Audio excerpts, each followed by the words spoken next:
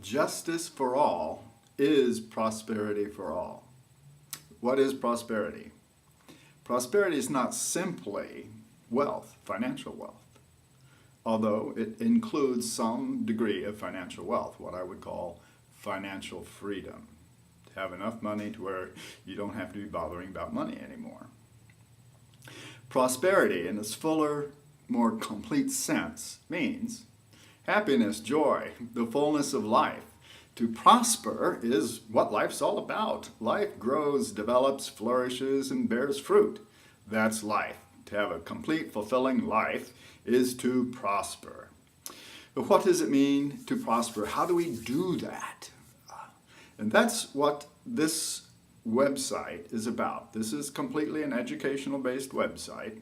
Toward the Center describes a movement that we all must undergo consciously and intentionally. By that I mean it doesn't happen by accident. You have to consciously and intentionally move toward the center of life, the center of love, of truth, of goodness, of beauty, the center of peace and harmony. This movement toward the center is the purpose of our website, the purpose of this educational foundation. Now, the first thing we have to come up with is how. How do we go about this movement? We all know what we want. We all do want a complete, fulfilling life. That's just plain common sense. Who's going to deny that? We want to be whole, complete, dynamic, creative, fruitful, happy, joyful human beings. We want to live a full life. We all know that. The question is how. Now, academic theories can be somewhat helpful. There's the school of psychology, the school of philosophy, the school of theology, and all the various world's religions. They all serve a function. They're all, to one degree or another, helpful. But what I have deliberately focused on here is putting together the resources from a variety of perspectives on the how. The how that's not confined to any particular philosophy or science or ideology or religion or belief system of any kind. It's basically the underlying common denominator of all of these various writers is that truth is universal. And what we want to know is what works. We're not trying to find more things to believe or disbelieve or argue pro or contra. What we want to know is what works. And that's what I put together. What are the key practices that form the habit of success? What are the key practices that bring one into the very fullness of life? What are the key practices for enduring happiness and joy? How do we go about moving toward the center of life? You'll notice that the key term of the preceding was the word practices. And that's the first point.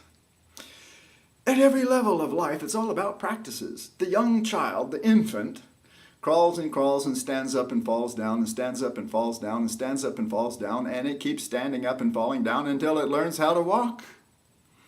Dr. Higuro Kano, founder of the Kodokan Judo, was once asked, what's the secret of success here in your judo? And he said, practice, practice, practice. Years ago, when I was first licensed to practice law, I was at a meeting in a very major law firm. They were interviewing me to consider giving me a position, and they asked me if I had any questions. One of the gentlemen sitting at the table was a bit famous for his trial skills. So I asked the question, well, what does it take to become an accomplished, good, solid, successful trial lawyer? And his answer was, and I quote, practice, practice, practice. That was his answer, but he wasn't smiling. But there's the point. And I think common sense tells us that that's radically true. Whether you want to learn how to play the piano, whether you want to learn how to be an Olympic athlete, whether you want to be a doctor, whether you want to be a lawyer, it doesn't matter. To be successful at anything whatsoever in life requires practice. So what I've done is put together here a goodly number of writers for us to study together. is we're all in this together. This is our world and our life. No man is an island. I put these writings together and edited them and formatted them for the purposes of study so we can more readily access and acquire the ideas and the understandings that are presented. Well, that's an opening. That opens the door. To walk through the door requires practice. The way I like to make the point is this. There's something called knowledge. By itself, it's not power. Knowledge is a map. If you don't use the map, you don't get anywhere. Even the scientist will agree that all the stuff called knowledge, the most scientific knowledge, is nothing but a map, a paradigm, a model.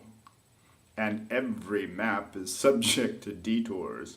Every scientific paradigm is subject to a paradigm shift, a revolution in scientific thinking. It happens regularly. So knowledge, in and of itself, isn't the key. It's only an index, a guide, a bit of a map. Understanding is the result of practice. You take the map and you walk the turf. And in doing so, you bump into some detours, you fall down, you make a wrong turn, you stand up and go again, you get back on course, and you develop in that process something called understanding. And eventually, you get to your destination. Then you don't need the map anymore. You're there. So that's what we're about. Knowledge is the first and most shallow step. You can get PhD degrees in anything you want. That's not going to make you a happy whole person. We all know that. There are plenty of people with plenty of degrees that are not happy campers. So to come to a really fulfilling, satisfying life takes something different than mere knowledge. And that something more is called understanding. It's practice. It's a lifetime commitment. In a word, success, happiness, fulfillment, all these things is a lifestyle. And it's that lifestyle that constitutes success and happiness and joy. This right way of living, this fulfilling lifestyle, is a collection of practices. So there we have it. Now let's take a look at the books, the materials that are presented for study.